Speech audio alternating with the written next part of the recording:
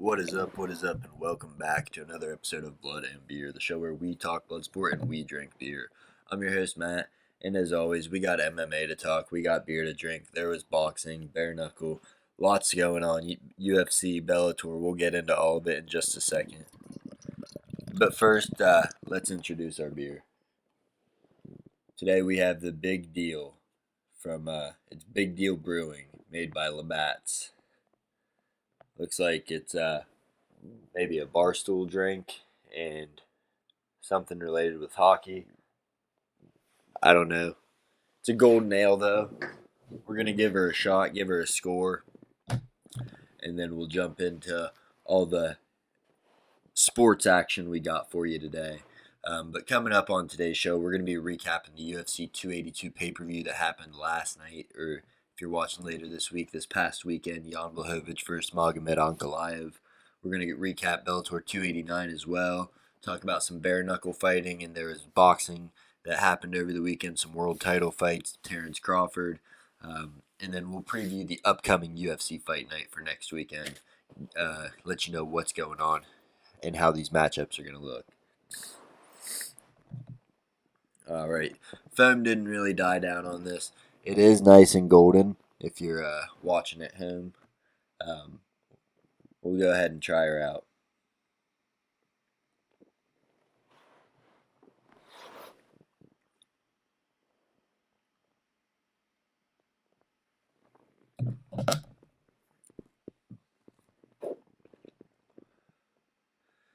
It's okay.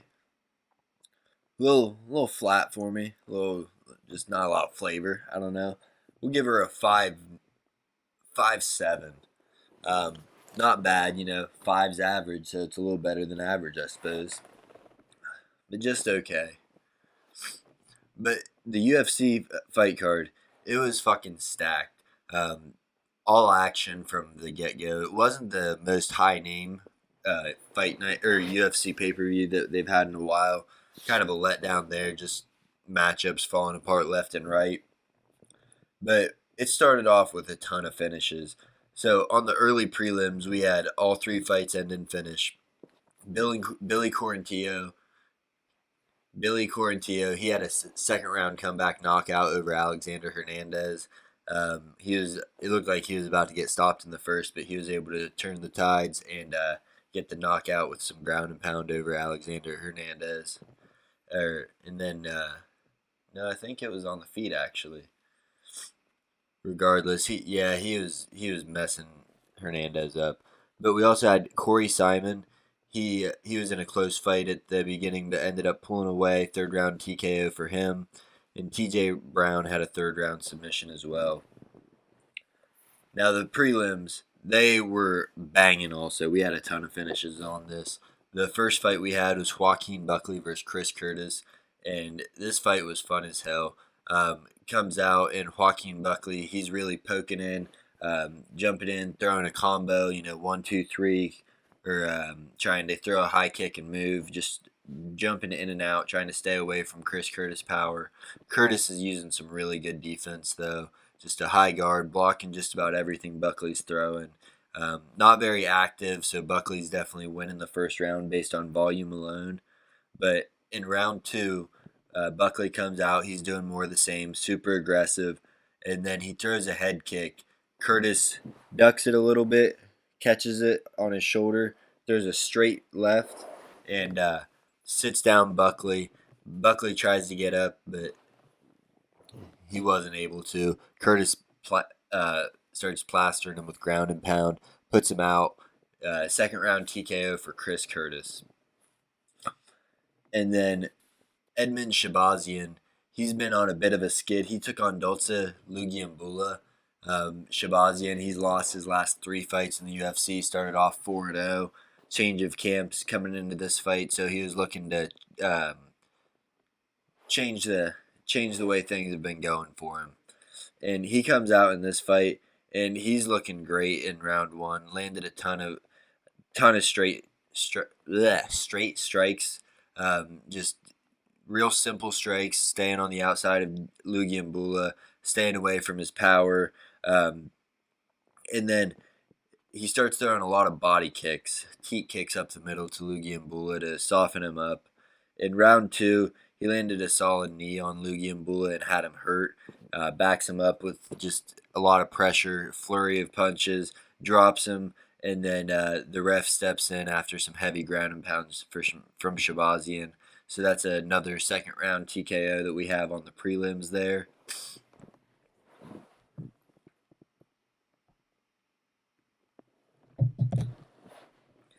And then for the heavyweights, we had Jairzinho, Biggie Boy, Rosenstrike. He took on Chris Dawkins.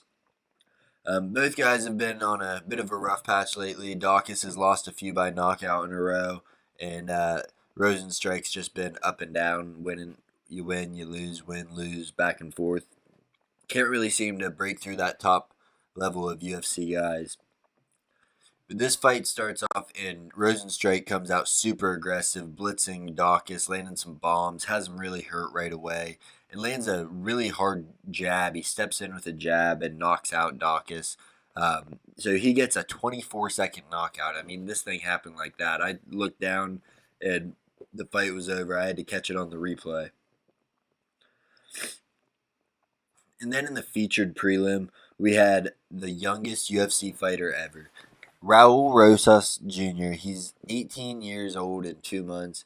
He's making his UFC debut. He fought on the Contender Series at 17 years old. He took on Jay Perrin.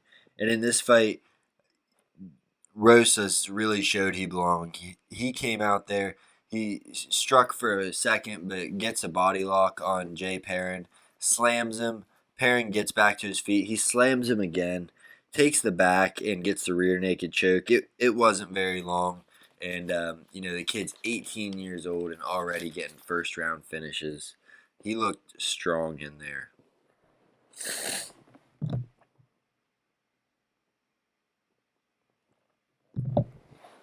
Allergy season, so you'll have to excuse me. I'm a bit stuffy right now. But on to the main card. We kick things off. We had Bryce Mitchell versus Ilia Topuria. Two Brazilian black belts, two top 15 guys trying to break through to the next level, start challenging for a title or be a contender. And this fight starts off. Topuria is throwing bombs. He's really connecting a lot at the beginning of the fight. And then he starts winding up and missing a little bit, and you can see Bryce Mitchell. He's starting to find Topuria a little bit with his strikes. Both men had some ground control time in the first round, but it was really Topuria dominating the first round. I thought with his pressure and the big shots that he was landing. Round two, they're both cracking each other. Mitchell's landing some straight shots. Topuria is just landing some bombs, looping hooks, and he lands a real good shot on Bryce Mitchell, drops him to the ground, and then he jumps on top of him and starts dominating the ground game. Mitchell starts to get back to his feet, and Topuria just slams him right back down, pancakes him, and then puts him in a head and arm triangle to get the second round submission. So that was the 8th fight of the night, I think, and there were 8 finishes up to this point. So this card, like I said, it was fun as hell. There was a ton of finishes on it. It was a great card. The next fight was a super fun one also, though. We had Dricus du Plessis. He took on Darren Till. And in this fight, du Plessis comes out, and he's a big, strong 185er. He puts Till up against the fence, has one hand held behind Till against the fence, and starts wailing away with strikes against Till's face for about 2 minutes of the first round before Mark Smith starts saying he's going to stop the fight. Till saying don't do it. He's not doing damage, but Till couldn't do anything to get out of it for a long time. At the end of the round, Till he rallies. He starts cracking du Plessis a little bit. I think he even gets a takedown, but he gets the top control at least. Starts landing some ground and pound to finish out the round. Didn't do enough to win, but probably swung it to a 10-9 instead of a 10-8 because he was getting whooped at the beginning of that. In round two, Till comes out looking sharp, building off that rally that he had at the end of round one. Um, he's landing real good straight shots down the middle, staying on the outside, staying out of Duplessis range, but moving in when he wants to land his strikes. And he's hurting him, it looks like. And Duplessis looks gassed. But then Duplessis shoots a takedown. Till gets up quickly, and he starts teeing off with about a minute left in the round, though. Duplessis gets the takedown and is able to hold Till there. He gets in mount, and then Till gets out. The round ends with them rolling, and Duplessis has Till in a pretty nasty footlock, but Till doesn't tap. Round 3, both guys know this round is kind of make or break for them. They both each have one round. Till looks like he's starting to come back, but Duplessis, no matter how gassed he was landing a solid jab in round 3. Really found that, and then he shot a really hard takedown on Till, goes straight into the mount, and then Till kind of tries to escape. Duplessis takes his back and puts him in a neck crank, gets the finish in round 3.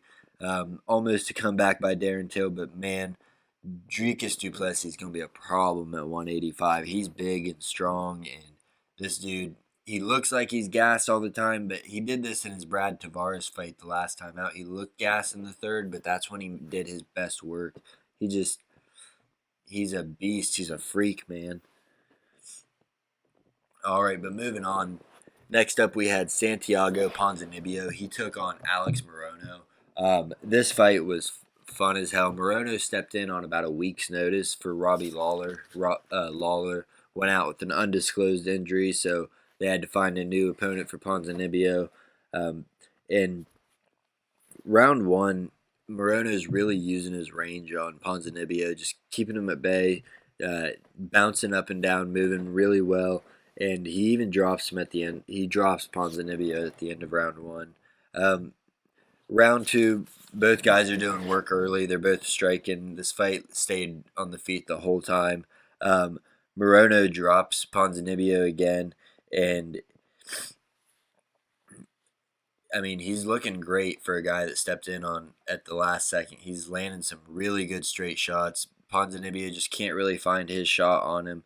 But Ponzinibbio is landing some good leg kicks, and he starts to hurt Morono's leg. His movement looks compromised about halfway through the second. Ponzinibbio turns the pressure up at the end of round 2 and starts landing finally, but I didn't think it was enough to steal the round. Both guys are swinging at the start of round 3 though, and Morono rocks Ponzinibbio, just has him hurt real bad. Ponzinibbio is backing up. He's wobbled, but he survives. He lands a huge right on Morono, and you can tell right away when that shot lands, Morono was hurt. Ponzinibbio blitzes, gets the finish. Morono protested the stoppage, said it was early, but I think it was a pretty good stoppage. He looked out of it for a second there. So there's 10 finishes for you. We had 10 finishes in the first 10 fights. And then in the co-main event, we had Paddy the Batty Pimblett. He took on Jared Gordon. This was a super close fight. Both these guys, the whole fight the first 2 rounds, I should say, they were both landing some good shots on each other. Paddy was using his range, trying to throw hooks around the guard of Jared Gordon and using a stiff jab and a straight right. Whereas Gordon, he was kind of plotting forward. He'd wait for Paddy the Batty to take a step back, and then he was throwing a left hook that just could not miss. I mean, every time he threw this, it was cracking Paddy right in the jaw. And Paddy fights with his head real high up, so he's lucky he didn't get knocked out. But they're both landing a lot. I couldn't tell you who was getting the better of the exchanges. Both rounds, first and second, could have gone either way. But Gordon's face was a little fucked up at this point. Round 3, Gordon comes out and grabs a hold of Paddy right away. Holds him up against the fence for pretty much the entirety of the round. Paddy's trying to throw punches with his back off the fence, but not a whole lot going on. In the end, all 3 judges' scorecards read at 29-28 for Paddy the Batty Pimblett. People were screaming robbery left and right, but I just didn't see it. I thought this could have gone either way, the first and second round. Gordon might have had some more control time, but Paddy the Batty looked like he was doing more damage, in my opinion. But I don't know. A lot of people are saying it's a robbery. What do you think? Leave it in the comments. Let me know.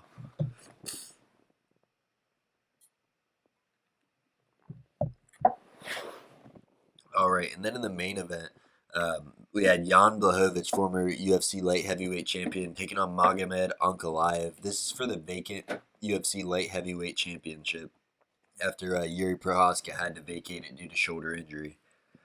Round one and two, Jan Blachowicz comes out and he's landing some good shots, some really good leg kicks. Really hurts Magomed Ankalaev's lower calf, it looks like. And it was both legs that it looked like he had hurt. Doing some real good work. Same in round three. Um, rounds four, in round four, Ankalaev gets a takedown, takes his back a little bit, does a little bit of ground and pound, but not a whole lot of work. Round five, he comes out and gets a takedown again, starts landing some really good ground and pound on Blachowicz. Looked like it could have maybe been stopped at one point, but it wasn't. Um, in the end, the judges ruled it a split draw. One had it for Ankalaev, one had it for Blachowicz, one had it a draw. So it's a draw. The belt stays vacant, so we still don't have a champion at light heavyweight. It was really a dull fight, so I like Jan Blachowicz, but I'm glad no one won the belt off of such a dull performance. Neither guy really seemed to go for it. And in the UFC, in the post-fight press conference, Dana White was asked what they're going to do about it, and he's already got a fight made up. It's going to be Jamal Hill versus Glover Teixeira next month in Brazil for the light heavyweight title. Glover was initially supposed to fight Yuri for it on this card before Yuri got hurt, so that'll be fun to see. And Jamal Hill, he's a killer, dude. Dude's a savage. He's super fun to watch. They call him Sweet Dreams because he puts you to sleep. But that's what we have for the UFC card. There's also a Bellator fight card this past weekend where we got to see their Bantamweight Grand Prix semifinals and then a women's title fight. I'll get into that in just a second.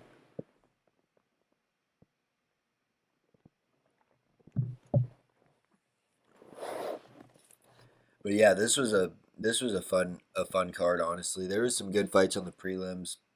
Really good knockout to kick the card off. I think the guy that got the knockout was like a plus 1200 underdog. So a lot of money there.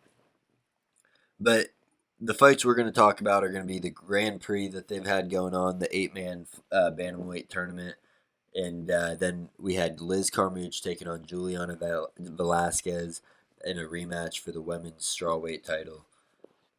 The first fight we had in the Grand Prix semifinals, we had Patchy Mix taking on Magomedov, and these guys are both super high level grapplers, and they go out there and they're rolling. They're both trying to kind of get the upper hand in the ground exchange, but Patchy Mix gets Magomedov in a guillotine and then takes the top control.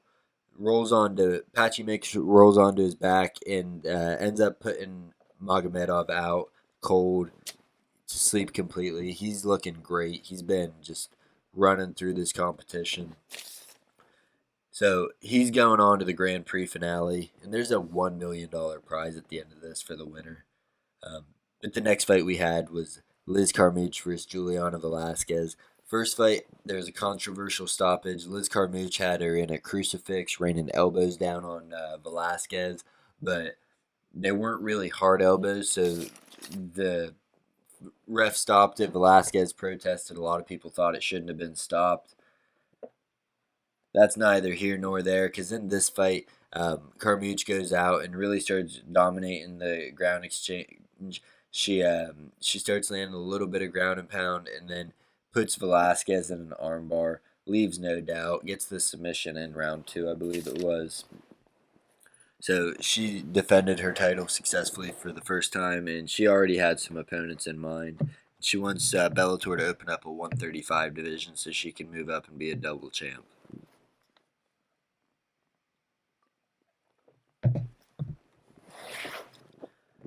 All right, and then in the main event, we had Rafion Stotts versus Danny Sabatello. These guys have been talking shit for months. They've been slated to fight each other on Twitter. They've really sold the fight well for Bellator, better than any card in recent history I can remember for them. I had friends that don't even they watch UFC, but they don't watch Bellator. They were asking about this card, how to watch it, who I thought was going to win. And it was a really close fight. Sabatello, really the whole fight, he's getting takedown after takedown. Stotts fought him off well, and he was landing some really good strikes. But and he was cutting Sabatello up a little bit. Sabatello had a ton of control time, but the problem is he did not do any damage with that control time. He didn't throw any ground and pound, no strikes in the grappling exchanges. He just wrestled him. Name of the game is damage, and that's how they score these fights in MMA. So because he didn't do damage, Rafael Stotts ended up getting the victory. It was split decision. Sabatello was pissed, but it is what it is. You got to do damage to win these fights. So in the Bellator Grand Prix finale, we're going to have Rafael Stotts, who's the interim champion. He's taking on Patchy Mix, and that's for $1 million. And then the winner will fight the actual champion, Sergio Pettis, for the undisputed belt at the end of that.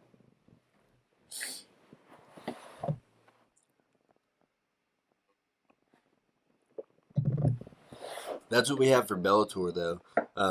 There was also a BKFC card on this weekend. Like I said, it was their last card of the year, BKFC Thailand 4. Um, and this had a lot of fun fights, a lot of knockouts on the card, as they always do with BKFC. They just really know how to put a card together for a sport that doesn't have a huge following yet. They're doing a great job. But one of my favorite fights that was on the card, this will be the only one I talk about today to just save a little bit of time here. But Alex Castro versus Gustav, let me get this name right. Settermalm. I forget how it's said, but man, these dudes came out swinging. One has over 20 bare knuckle fights. The other is an 18 fight MMA veteran. They come out swinging. And Castro drops Settermalm real early, and then that's in round one. Then Settermalm drops Castro. Settermalm drops Castro again in the first round. Round two, the aggression continues, but the pace starts slowing down towards the end of the round. They're still swinging at each other hard. These are bare knuckle fists just cracking each other across the face. And by the time we get to round four, Gustav Settermalm, he still has his gas tank. Castro's looking a little gassed. He gets dropped for a third time off of a good combo. Goes back at it. Gets dropped for a fourth time off of a straight right. Puts him right on his back. He says he can't see, probably just from all the damage he was taking, but the ref stops the fight. Fourth round TKO for Gustav Settermalm. Good comeback after really getting rocked at the beginning of that fight. But the whole card was amazing. There was a ton of action on it. If you have the BKFC app, or if you don't, I would download it, watch that card. It's $4.99 a month for all their content, and it's worth it. They've got some pretty great cards on there. They do a card just about every weekend or every other weekend.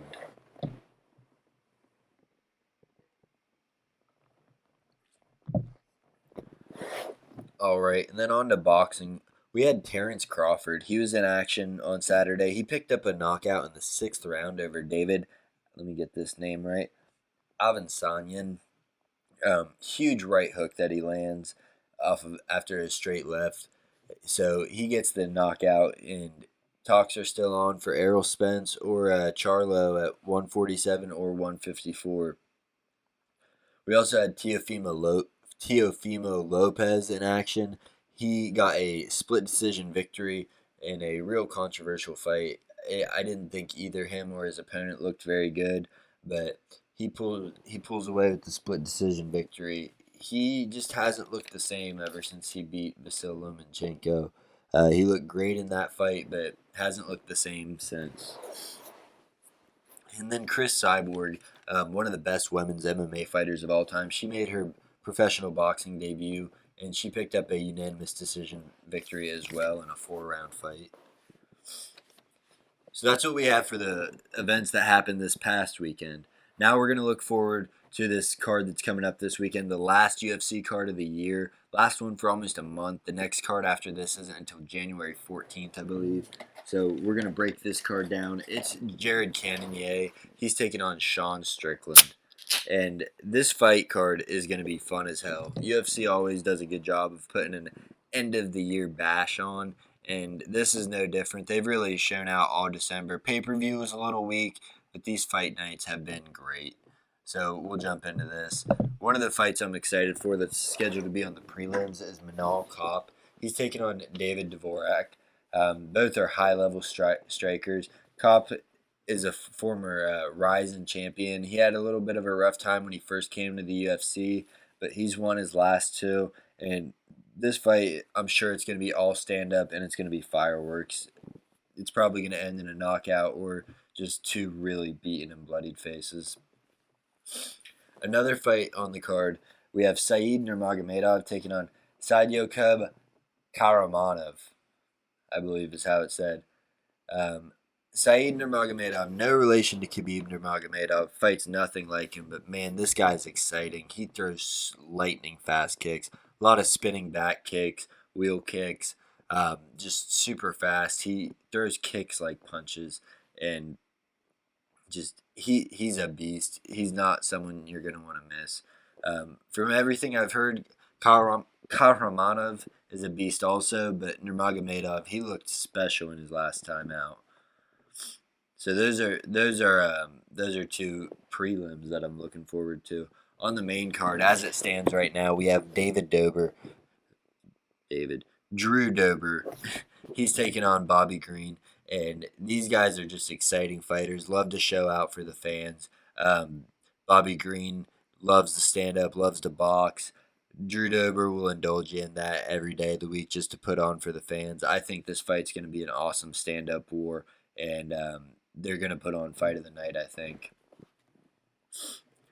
The next fight is Alex Caceres versus Julian Erosa. Erosa's been putting on great fights recently, just absolute wars, going all out. He'll let you hit him and he'll swing right back. He's just looked amazing, really elevates to his opponent. Put on fight of the year, I think, at the beginning of this year versus Jordan Peterson. And Caceres, he's a beast too. I mean, he's a good grappler. Just an awkward matchup, awkward strikes, hard to deal with, really creative fighter. I think this is going to be a war also. This whole card, just really good matchmaking, I think. And then we have Arman Tsarukyan versus Damir Ismagulov. Ismagulov's a great striker, kind of a kickboxer style fighter. And Tsarukyan, he's a great striker as well, but he's just a really well-rounded fighter, great wrestling. It's going to be a fun fight also. I think Ismagulov, even though he's unranked and Tsarukyan is, he's favorited to win, I believe. But this fight really could go either way. I just think Tsarukyan's going to use his wrestling to dominate this fight. But Ismagulov's got good takedown defense, and he's only lost one fight. So this really could go either way. Like I said, just great matchmaking on this card. And then the final fight that we have is Jared Cannonier taking on Sean Strickland. This fight's just going to be amazing. I'm telling you what. Sean Strickland, he just walks forward, pressure fights you, loves to box. He throws kicks also, but he just really, he'll walk through your punches. He's got a brick jaw in this. He's fighting Alex Pereira. He's taking on Jared Cannonier, a great kickboxer. He's got good wrestling, but he hates to wrestle. He throws bombs, real powerful shots. He has really good kicks, just real fast, and he's good at moving out of the way of strikes. He's really improved his movement over his last couple of fights. This fight's going to be fun as hell, I think. I think we're going to see Cannonier land some big shots, but I think that we're also going to see Strickland wear on him and just kind of pressure him down. I'm thinking TKO in the fourth by one of these guys, but I don't know who it's going to be. Let me know what you guys think. Thank you for tuning in. This has been Matt with Blood and Beer. This is all I got for you today.